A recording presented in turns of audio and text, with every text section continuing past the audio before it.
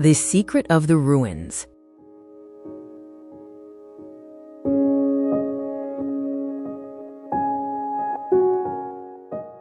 I often thought that my old friend's life story was mainly about chasing after something, and that he was usually pretty disappointed with what he was pursuing. That day, while he was talking about his research into social history in a quiet corner of the coffee house, I can say I was sure of it. Ghost towns, he began. This title could also have been Dead Cities. However, I can say that the previous association is more suitable for the world in my head.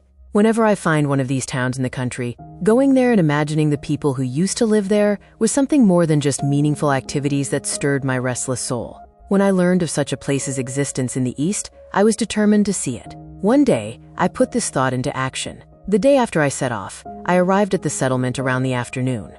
After checking into the hotel and reserving my room, I headed towards the old town, which was a 20-minute walk away. After leaving the district that had been moved to a higher place, the dirt road was sloping downwards. This place was far from the main road and stretched into a narrow valley that was not very straight, gradually steepening among the high hills. A donkey with a load on it passed right beside me, accompanied by a boy with a stick, heading towards the district. There was a quite steep stream right next to the road. In the lower parts of the opposite hill, there was an old water canal that I think conveyed drinking water. Various cemeteries caught attention along the road. At that moment, I was startled by the eerie voice of a raven. I looked around but couldn't see it. A little further on, a flock of birds took flight and moved away towards the valley. The ruins of the city, built on a sloping terrain from the foot of the castle on a distant hill, were virtually hidden by the wild vegetation that had grown up on it, making them indistinguishable from the natural landscape. Several bridges, large and small, connected the two sides of the dry stream, which disappeared into the windings of the narrow valley. Finally, an old minaret caught my eye, which surprised me greatly. Its location seemed inappropriate. The area around the minaret was unsuitable for a place of worship.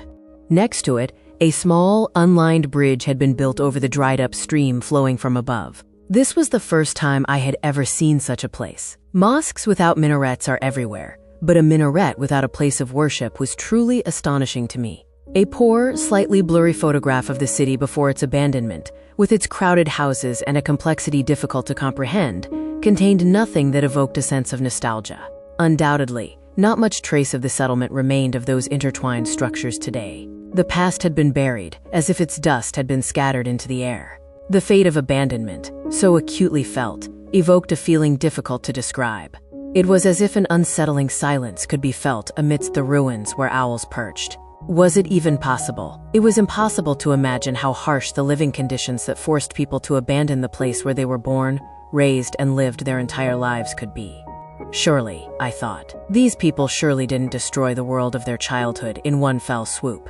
Didn't they have any memories that left a mark on their minds? That they dismissed the days spent in those alleyways with the back of their hands, as if they had never existed? A deathly silence, almost terrifying, pervaded the entire place. It crossed my mind that buried beneath these ruins, these piles of stone and earth, were countless memories of the city's prosperity. An abandonment that plunged one into a deep sorrow. The alarming aspect of the land to which the city had adapted was its inability to be protected. It was already being said that bandits played a role in its complete abandonment. I had read in the Sharia records that these bandit raids had been the fate of other settlements throughout history. As I drove down the road, I became more and more influenced by the geography. I knew places destroyed by fire disasters. Fires that reduced huts and palaces to ashes must hold a special place in our history. There are also settlements abandoned by landslides. Earthquakes, with their massive human losses, always seem to be the most severe. The role of floods in the damage caused to settlements cannot be ignored, of course. The role played by wars in the destruction of cities is a devastation for civilization.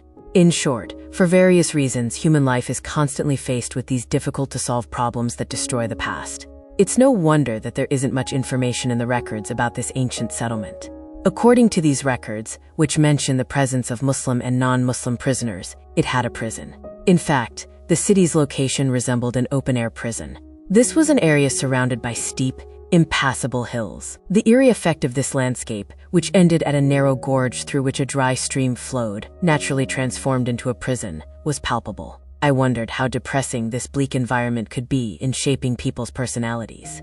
Below, I noticed someone grazing goats around the half-demolished minaret of a mosque built on the slopes of the increasingly narrow valley. After coming this far, it's unacceptable not to greet them, I thought. I walked toward him. When I reached him, I saw that he was an elderly man. I wondered what intense suffering was concealed by the deep lines on his face, tanned by years of sun exposure. It was as if he spent his days almost entirely isolated from people, always confined to himself. Receiving my greeting, the old man said, "Welcome. Treasure seekers come here occasionally. So what is your reason for coming?"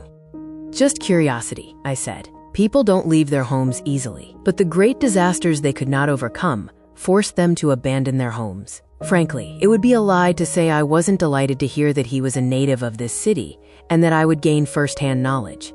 As the old man began to speak, he seemed to guide my thoughts, opening a door to the secrets of the sinister world of ruins that had shocked me unexpectedly.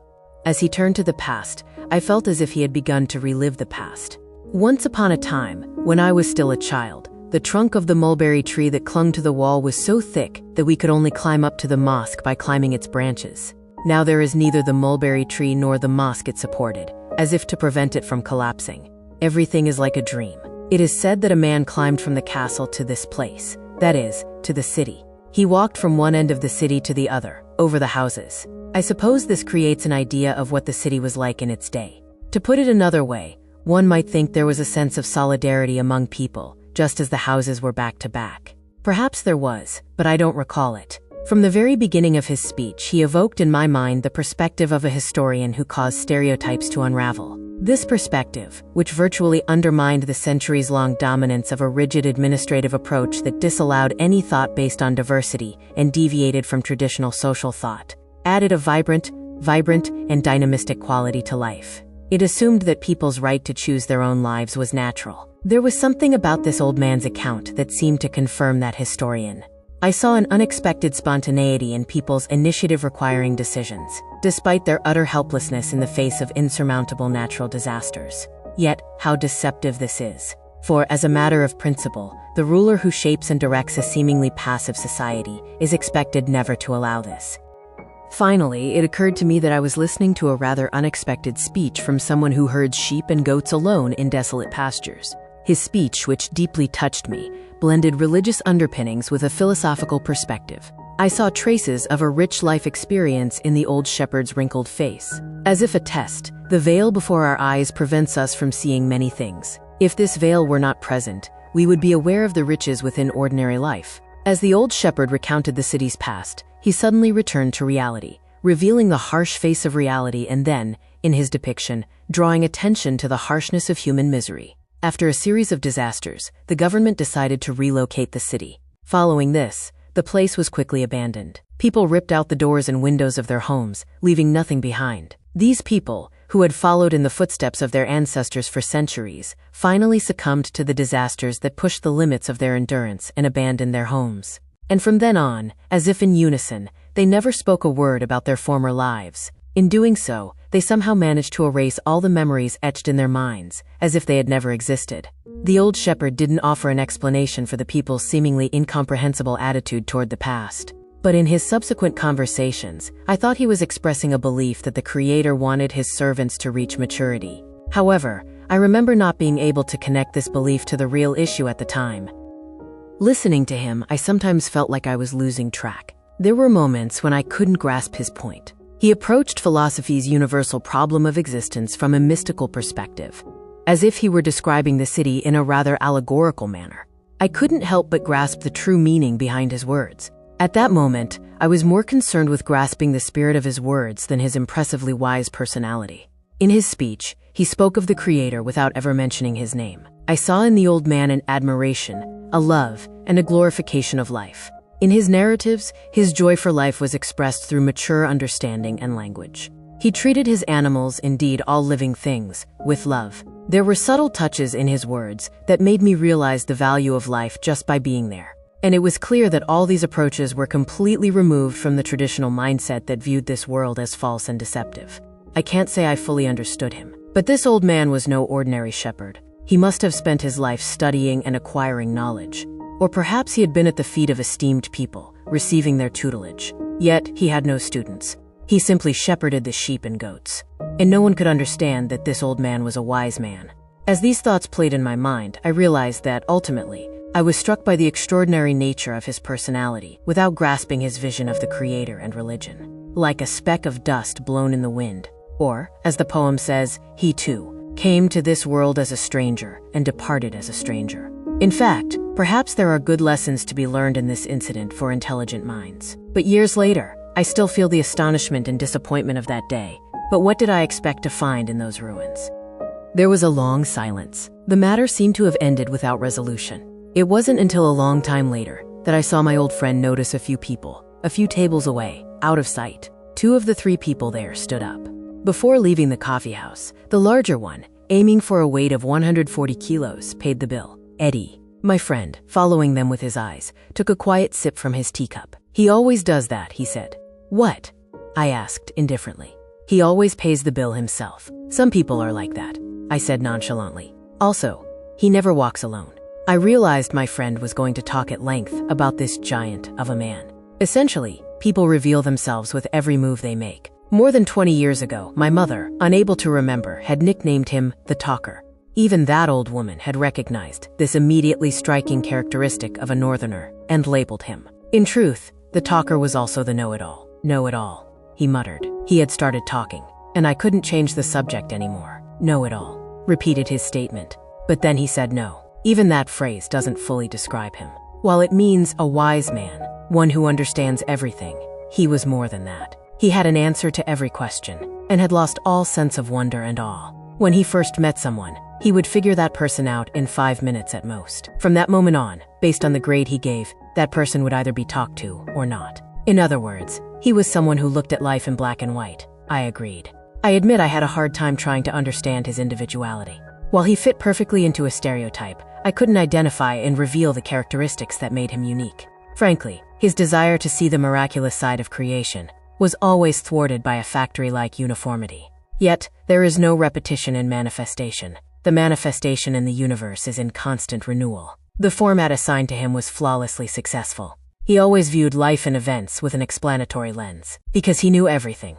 At this point, a moment occurred that astonished me. One day, as we were leaving after a long conversation in the garden, he said, as if talking to himself, "What am I doing here?" I couldn't believe my ears. He acted as if he were acting out of an obligation to fulfill a promise he'd made to someone. What could I possibly learn? Probably because he talked so much, there were moments when he wouldn't remember or acknowledge what he'd already said. So I never asked what he meant. "It seems you must have known me for a long time." "Yes," he said, "a long time." Then he added, "I don't want that to be deceptive." "What do you mean?" "One day, someone you think you know well will mislead you. Snow will fall on the mountains you trust." I asked hesitantly. "And did this giant man mislead you?" He smiled faintly. "Yes, he misled me," he said. "I'd followed his every move for years. I'd tried to find some spontaneity in him. Unfortunately, a complete disappointment. Each time, I saw someone before me, like a programmed robot. Someone I could predict exactly where and how he would move. She's starting to attract attention," I said. "Well, then, until that 5-year-old girl showed up." A girl. Frankly, I never could have predicted where the conversation would lead. He was silent for a moment. He called the waiter to refill the tea. When I met him, he was still single. He soon married a teacher from a very different background. He became the father of 2 children, a boy and a girl, in quick succession. One of the things that made him lose his favor at the time concerned sanctity and privacy. One day, I don't remember for what reason, a few of us piled into a car, driving somewhere. He called his wife on his cell phone. He carried on a conversation that should have been between just the 2 of them, pointlessly, in front of everyone. He had engaged in an unruly behavior, like a teenager trying to prove himself among his peers. It was a moment when alcohol had taken over, yet the people in the car hadn't a drop of alcohol in their mouths. This situation was probably not my old friend's first disappointment, and it was a response to his quest for uniqueness. At first, I thought his stereotyped thoughts and behaviors were entirely influenced by a religious understanding. Later, I realized that people with different social views also shared a similarity. People's perspectives on life were influenced by the thought systems they embraced. Communism bred communists, liberalism bred liberals, and religion bred religious believers. The more devoted you were to a system, the more fanatical you could become. Our hulking hero was strikingly similar to a religious fanatic. The inconsistency that suffocated him was nothing more than the incompatibility of the realities of life and the ideal.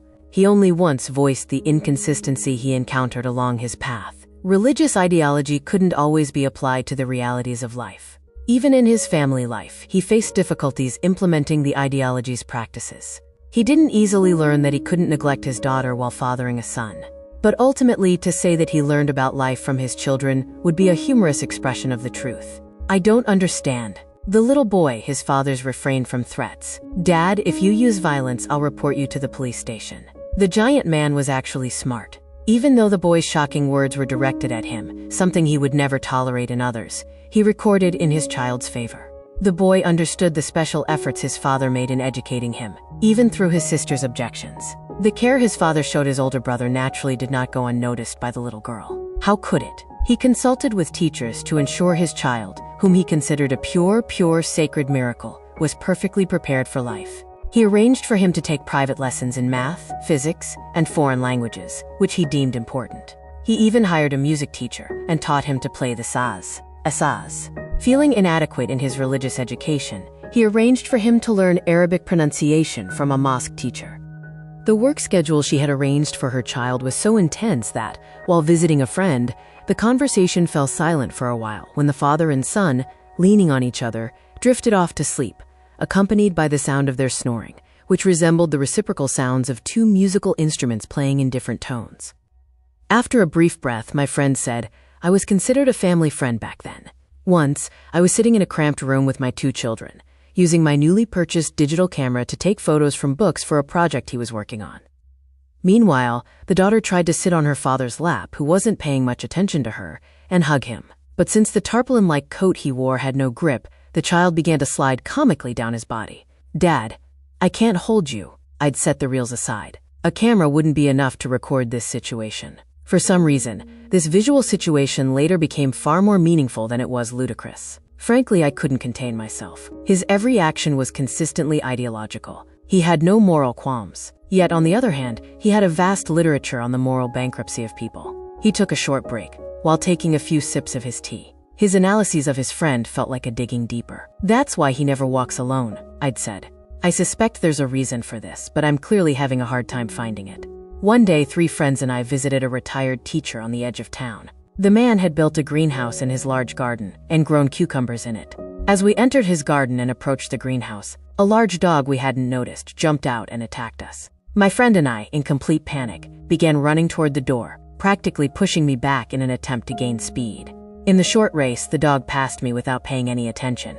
Just as I was about to grab the leg of the massive creature in front of me, the chain around its neck stopped it from going any further. Naturally, we stopped visiting the retired teacher after this incident. I don't know if it was a pointless precaution against external danger or to make a stronger impression on the person we were talking to. He always had a student or a quiet colleague with him, but I must admit that, while the practice of keeping someone with him was noticeable in his own person, it was also widespread among our people as part of the culture. That practice called defiance. Long before the theater, he enrolled his son in one of the community's boarding schools, which he considered masters of education. We visited the school several times to see the boy and meet with his teachers. Compared to the state schools, which were crumbling everywhere, it seemed like the perfect place for his child's future. On that last visit, the boy's indifference seemed unnoticeable. When we left, I wasn't surprised to hear a reproach from his son, his only concern. The giant man was disappointed and saddened by the unexpected indifference from his child. Meanwhile, from my seat, I saw the boy running after the car. I can't say I wasn't affected by this. The boy was far removed from his family and future, and he longed for home. I believe that most successful people pay this price for an unforgettable experience. But he, like many others, was oblivious to this behind the wheel. My old friend concluded his remarks about him as follows. To understand him, here's what I can say about his children. The daughter followed her father's path to gain acceptance. The son, on the other hand, studied and became a doctor. His chosen profession required him to sacrifice himself for humanity, just as his father had sacrificed his life for ideology, in accordance with the Hippocratic Oath. Only much later did I realize that my old friend, drawing on his experience amidst the ruins and the mindset of his friend with whom he had been in close contact for years, was describing 2 opposing theological views. He said that wherever he looked for love of Allah, he encountered fear of Allah. With one exception.